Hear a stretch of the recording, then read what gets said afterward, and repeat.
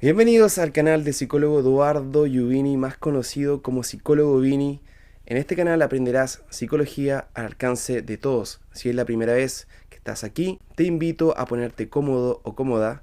No olvides suscribirte aquí, porque nadie te avisará cuando suban nuevos vídeos.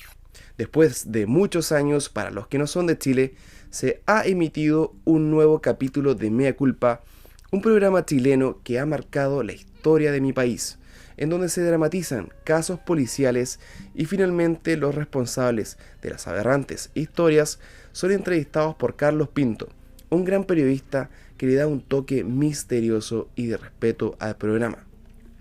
Si quieres verlo, simplemente coloca Mea Culpa en YouTube, te lo recomiendo. Recordar que en este canal no diagnosticamos a nadie, solo hablamos desde la especulación. También me puedo equivocar en ciertos datos o detalles. Así que comencemos. Vamos a hablar hoy un poco del capítulo. Esto va a ser un poco de spoiler y también agregaré algunos detalles de lo que logré investigar de este caso. En el capítulo podemos ver que se trata de Pablo, un hombre de 53 años que cumple condena de 40 años por el triple asesinato ocurrido el 2008 en Peña Blanca, Valparaíso, Chile, en donde se le da muerte al hermanastro, a la madrastra y a la persona encargada de la limpieza del hogar, quien era muy cercana a la familia. Se muestra en el capítulo que desde temprana edad el protagonista tenía conductas de carácter antisocial, en pocas palabras que atentaban a lo estructurado por la sociedad. El protagonista recuerda desde la niñez que realizaba hurtos simples y que eso lo hacía sentir entre comillas feliz, y que con el paso del tiempo se fueron agravando, siendo reiterados al punto de cometer asaltos con intimidación y uso de arma, lo que lo llevó a estar en prisión aproximadamente en el año 2000, en donde debía cumplir una condena de 12 años, pero logra realizar la condena de forma nocturna, por lo que podía pasar dentro de la sociedad durante el día su condena y en la noche tras las rejas, por ser un recluso ideal. Y dentro de esta condena con privilegios ocurre el aberrante triple homicidio ocurrido el 2008 aproximadamente. Al final del programa el protagonista es entrevistado y ante las preguntas se enfoca principalmente en que él es inocente de este delito ocurrido en el 2008. También se le pregunta respecto a un diagnóstico psicológico de psicopatía que le realizó un psiquiatra, aludiendo que podría ser que tiene ciertos rasgos, pero que está lejos de que él sea capaz de cometer este triple asesinato del cual cumple condena hasta la actualidad. Se habla mucho de la psicopatía en este caso y sería interesante visualizar, hablando desde la especulación, acerca de estos rasgos psicopáticos que podrían ser identificados en la historia del protagonista. Lo cual no quiere decir que tiene este diagnóstico en absoluto, ya que eso es confidencial y esa información no me compete. Lo primero que me llama la atención en este caso es el lenguaje del protagonista.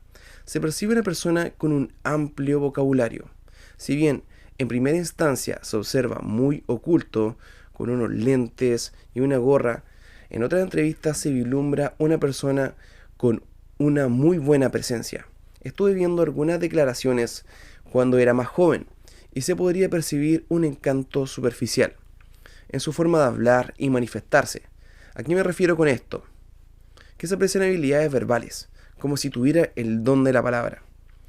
Esto también se observa en esta entrevista. Esto es muy usual si hablamos desde la especulación de la psicopatía. Usualmente las personas que padecen psicopatía usan este encanto cuando cumplen condenas, con el fin de obtener rebajas y condiciones favorables dentro de sus condenas. Y tengo entendido que el protagonista tenía una muy buena conducta, era ejemplar en la condena que recibió el año 2000, que lo llevó incluso a solo permanecer en la cárcel de forma nocturna y libre de día. Otro aspecto que me llama la atención es la incapacidad asociada para aprender de las experiencias negativas o errores. En sus declaraciones aludía que cuando cometía ciertos actos de hurto sentía cierta sensación indescriptible, que estaba más asociada a algo más positivo que a algo negativo. Él no necesitaba dinero, él recibía mucho apoyo de su padre, quien tenía una muy buena situación y venía de una muy buena familia. Pero a pesar de todo, continuaba realizando estos actos violentos a lo largo de su vida. Otro punto que estaría asociado a la psicopatía, hablando de la especulación, tiene que ver cuando comentó lo doloroso que fue terminar su matrimonio de 10 años. Cabe recalcar que después de este matrimonio, sus hurtos fueron cada vez más violentos. Si bien él alude que fueron intimidantes, él usaba una pistola para obtener lo que quería. Si hablamos desde la psicopatía, el fracaso social es insoportablemente doloroso para el psicópata. Podrían crear su propio universo sádico para vengar su abandono y sufrimiento emocional. Hay estudios que aluden que hay una relación entre la intensidad de la tristeza y la soledad y el grado de violencia en la psicopatía. Otra cosa es la contradicción. Es algo que también me llamó mucho la atención. Es algo que también se da mucho en la psicopatía y es una de las formas de revelar las mentiras. Cuando nos enfrentamos a la habilidad que tienen para manejar el lenguaje, la pregunta es la siguiente: ¿existirían contradicciones en este caso? Viéndolo desde una mirada externa, podrían existir contradicciones, ya que en esta entrevista Pablo aludía a no tener intereses en la herencia en su difunto padre, pero al morir comenzó trámites de posesión efectiva. Además, le exigió una alta suma de dinero a su madrastra antes de morir por una propiedad de su padre. Ella se rehusó por ser una cifra exorbitante y él comenzó a amenazarla verbal y telefónicamente, aludiendo de que él era capaz de hacer actos delictuales. Pero esto él lo niega, pero hay testigos claves que aluden que efectivamente lo hizo. Por lo que, hablando de la especulación, podría haber existido un interés monetario que podría estar asociado a la razón de terminar con la vida de los herederos mayoritarios. Hay que recalcar y añadir que usualmente los psicópatas creen que el mundo entero está en su contra y finalmente se convencen de que merecen privilegios o derechos especiales para satisfacer sus deseos. Otro punto importante tiene que ver con la planificación instrumental. Esto es muy característico en la psicopatía.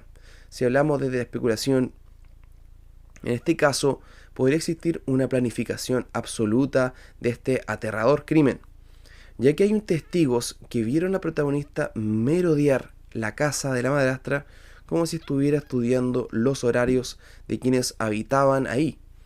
Además, la casa no tenía nada forzado, como si la conocieran muy bien, y el orden de la casa estaba intacto. No como un típico robo en donde los delincuentes buscan por todos lados qué llevarse, por ejemplo. Al final de la entrevista me llama la atención la forma en que se refirió a los otros reos a su alrededor, como que eran animales, como si él estuviera por sobre ellos, como también él merecía un trato especial frente a su caso, que debía llegar a un juicio internacional, con una cierta arrogancia que, si hablamos desde la especulación, está muy asociada a ciertos rasgos narcisistas que podrían estar integrados en la psicopatía también. Finalmente, esto no quiere decir que esta persona tiene este diagnóstico. Eso queda para las personas encargadas de abordar este caso. Muchos de los psicópatas más reconocidos como Bud Bundy aludieron tener conductas e impulsos psicópatas desde temprana edad, golpeando animales, etc., a pesar de que provenía de una buena familia. Por ende, hay estudios que aluden que la psicopatía podría ser una enfermedad de salud mental que también podría surgir a partir de factores genéticos hereditarios.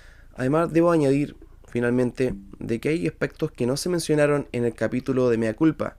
Por ejemplo, de que Pablo había cometido otro crimen en los años 90, en donde asesinó a una persona de orientación homosexual y finalmente él recibió una condena de 5 años, pero gracias a la ayuda de su padre, finalmente esa condena llegó solamente a cumplir 2 años y no quedó con papeles manchados.